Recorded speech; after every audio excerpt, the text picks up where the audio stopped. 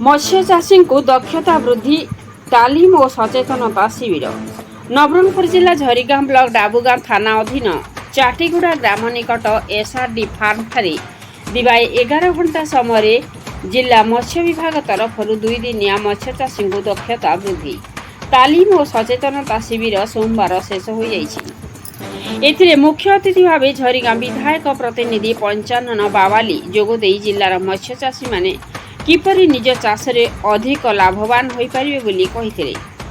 जिला मत्स्य अधिकारी भावक राय किसान मत्स्य चाष पई सरकार विभिन्न योजना यथा मत्स्य पोखरी योजना रे नूतन पोखरी खनन स्वयं सहायक गोष्ठी को पंचायत पोखरी रे माछ चाष पई 3 वर्ष रिहाती मत्स्य चाषी पिला छात्रवृत्ति प्रदान योजना जैव पुंज माध्यम मत्स्य चाष समय उपजुवा विभिन्न समस्या और सबुर प्रतिकार उपरे विस्तृत भाव वर्णना करथिले और चाषी माने उन्नत प्रणाली रे मत्स्य चाष करी किपरि उपकृत होई परिबे और अधिकरु अधिक माछ उत्पादन वृद्धि करने सहित निजर जीविका अतिबाहित करि परिबे एवं मत्स्य विभाग सरकार विभिन्न योजना गुड़िक उपरे आलोकपात करथिले।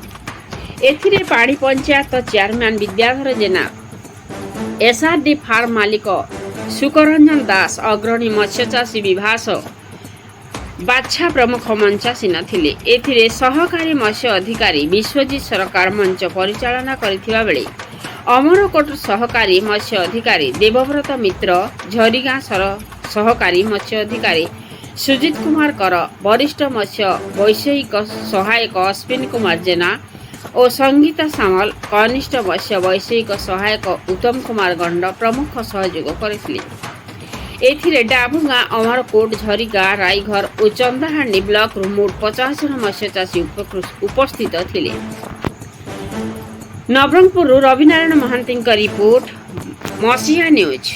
आपण मसीहा न्यूज यूट्यूब चैनल को सब्सक्राइब कलेनी कि जदि करिनाहंती एबे करिनियंतु।